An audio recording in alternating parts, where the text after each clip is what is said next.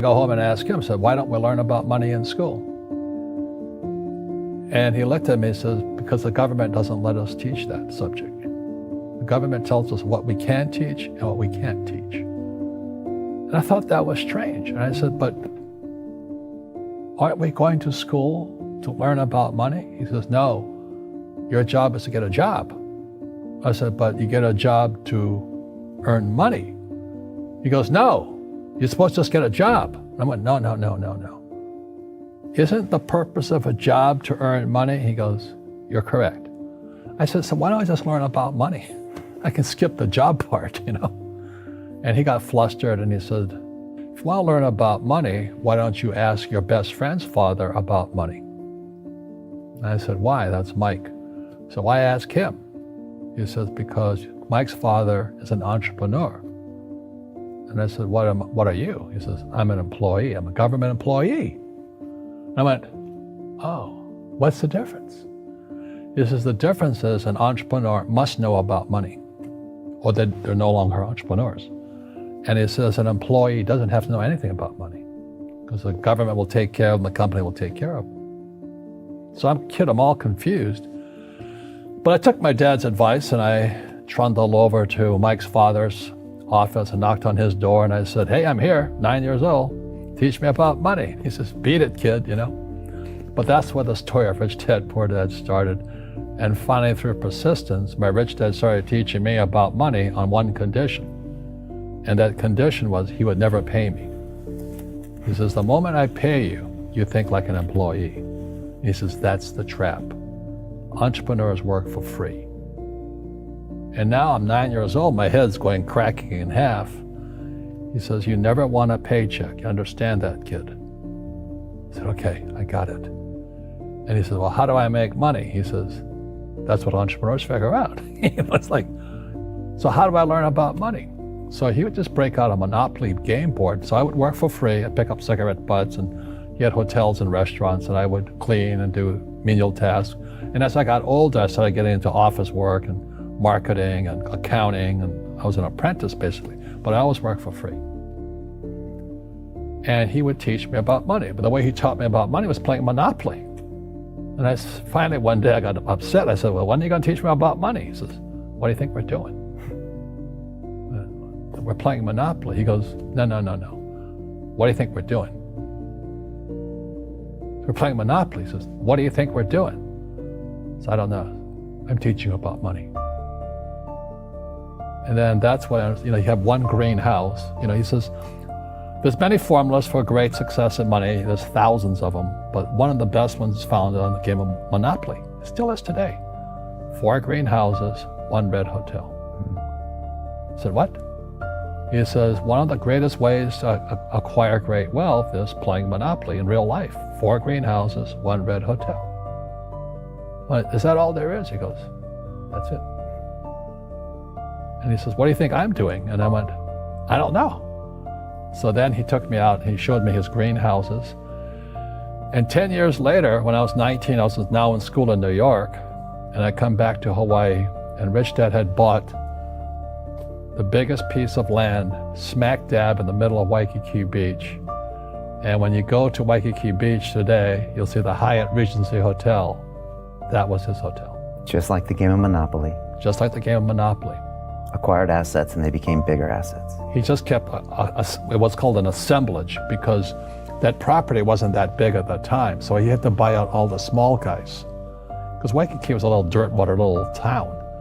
So he'd buy out this shop owner and buy that shop owner. And it took him a while, but he finally assembled this large piece of property. And then he and Hyatt put up this giant hotel. It just sold for $800 million. So that's how I learned about money.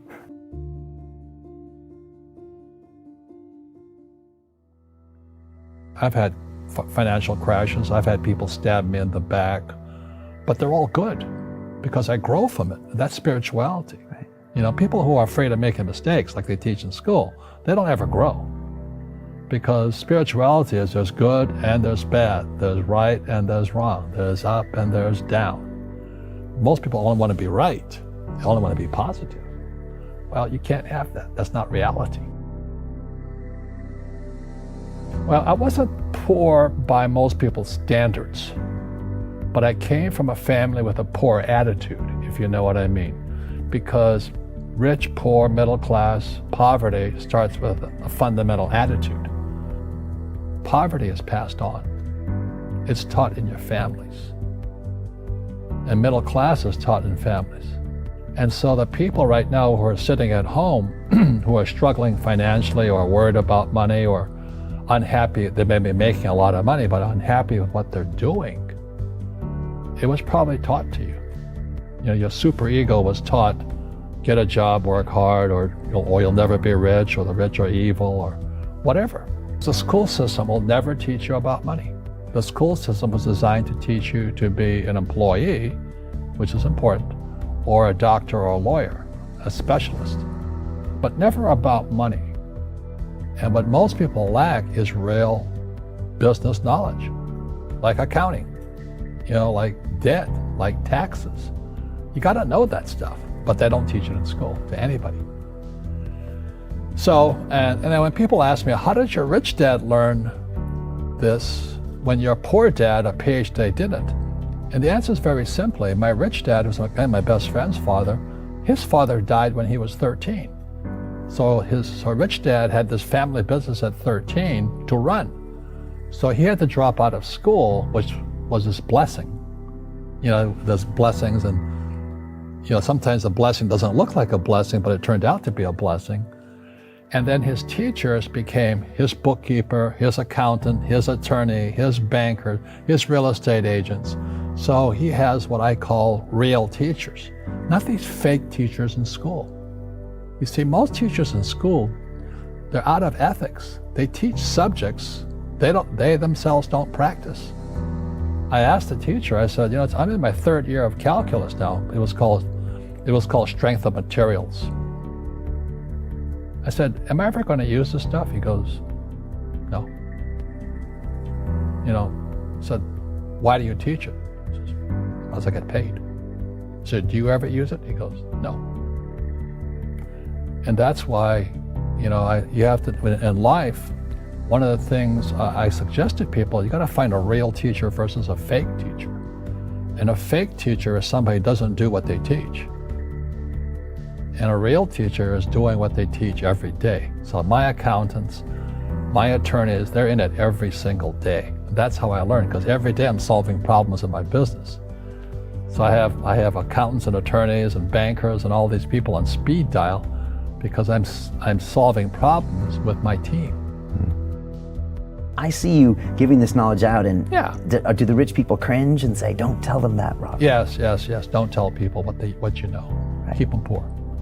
But, unfortunately, the poor, as was in the Bible, I'm not real religious, the poor will always be amongst us because it starts up here. Right, it's that fear mentality. It's in their words, and the words become flesh. Again, I'm not really religious. I flunked out of Sunday school also. But when they say I can't afford it or I can't do that, they go down. They become what they say. My PhD dad, he says, what do you think I am, made of money? I can't afford that.